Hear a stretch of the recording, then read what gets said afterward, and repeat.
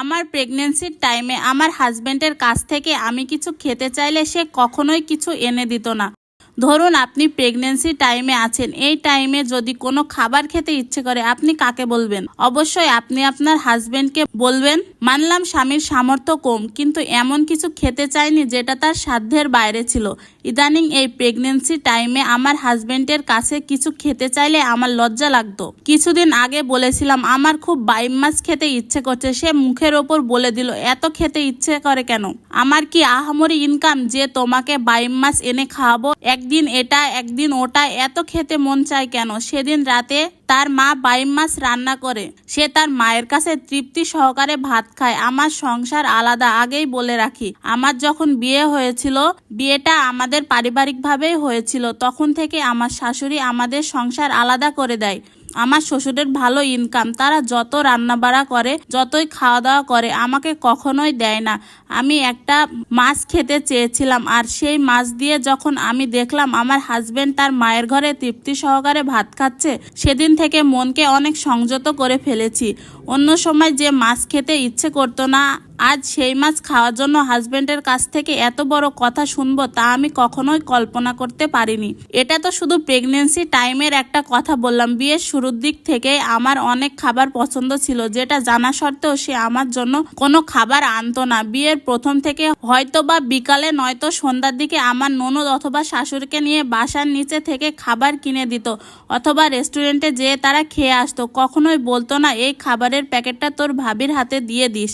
হয়তো বা বাবা মা পছন্দ করে পারিবারিকভাবে বিয়ে দিয়েছে, সেজন্য আমার কপালটা এমন। এবার আমার বাবার বাড়ির কিছু কথা বলি। আমার বাবার বাড়ি অনেক ভালো অবস্থা ছিল, কিন্তু ইদানিং ব্যবসায় নানাভাবে লস হওয়ার কারণে আমাকে তেমন কিছু দিতে পারে না। আমাকে অনেক কিছু দিতে চাইলেও আমি নিই না। আমার বড় মেয়ে যখন হয়েছিল তখন আমার বাবা মা অনেক কিছু দিয়েছিল। প্রথম নাতনি বলে কথা, সোনা থেকে শুরু করে সবকিছুই দিয়েছিল। এই দ্বিতীয়বার প্রেগন্যান্সিতে আমার আব্বা মার কাছ থেকে কোনো কিছু নিতে মন চায় না, তাদের চলতে অনেক কষ্ট হয়। যতই হোক বাবা মা বলে কথা, আমার মুখের দিকে তাকিয়ে তারা অনেক কিছুই বুঝতে পারে। টুকিটাকি যতটুকু পারে তারা হেল্প করার চেষ্টা করত। প্রথম বাচ্চা হওয়ার সময় এত কিছু খেতে মন চাইতো না, কিন্তু দ্বিতীয়বার প্রেগন্যান্সির সময় আমার খুব এটা ওটা খেতে মন চায়। আমার প্রথম সন্তান এবং দ্বিতীয় সন্তানের প্রেগন্যান্সির সময় আমার শ্বশুর বাড়ির কেউ বলে না যে তোমার কিছু খেতে মন চায়, তোমাকে কিছু কি রান্না করে দেব। অসুস্থ হয়েও বিছানা থেকে উঠে আমি আমার মেয়ের জন্য রান্না করতে হয়। আর আমার স্বামী, তার কথা তো বাদই দিলাম। আমার শ্বশুরের অবস্থা ভালো, ওই যে বললাম সে প্রতিদিন রাতে ওখান থেকে খেয়ে আসে। কিন্তু আমার বড় মেয়ে যেই মাছ যেই মাংসগুলো খেতে পছন্দ করে সেগুলো কিনে দেয়, তার বাড়তি একটা জিনিসও সে নিয়ে আসে না। আবার যদি মাস শেষে কোনো কিছু ফুরিয়ে যায়, তাহলে যদি আনতে বলি সে অনেক কটু কথা বলে। আমার এই প্রেগন্যান্সি অবস্থায় আমার গায়ে হাত তুলেছে, কেন মাসের আগে বাজার ফুরিয়ে যায় এই কৈফিয়ত দিতে হয় তাকে।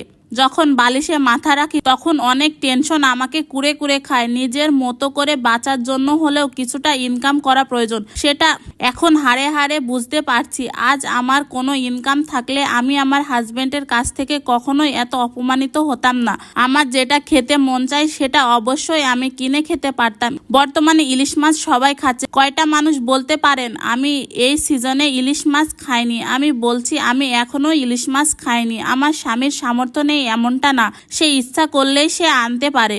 ওই যে বউয়ের পছন্দ, সে আনবে কেন?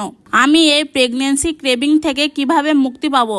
দিন দিন নিজের কাছে খুব লজ্জিত হয়ে পড়ছি। কিছু খেতে চাইলে আনে না, এদিকে আমার হাতেও কিছু নাই। প্রতিদিন নাকে আমার ঘ্রাণ আসে। আমার শাশুড়ি খুব মজার মজার রান্না করে। আমার মাঝে মাঝে মনে হয় আম্মা আমাকে কিছুদিন খেতে দেন। খাওয়ার কষ্ট যে দুনিয়াতে কত কষ্ট তা কাউকে বলে বোঝানো যাবে না। আজ আল্লাহর কাছে অনেক কেঁদেছি, খুব দ্রুত যেন আমার এই সময়গুলো পার হয়ে যায়। এমন একদিন সময় আসবে হয়তোবা আমার কাছে অনেক টাকা থাকবে, কিন্তু সেদিন এই ছোট ছোট ইচ্ছাগুলো আর থাকবে না। এটা একটা আপুর জীবনের কষ্টের কাহিনী। আপুটির জীবনে অনেক কষ্ট থেকে এই কথাগুলো বলেছে।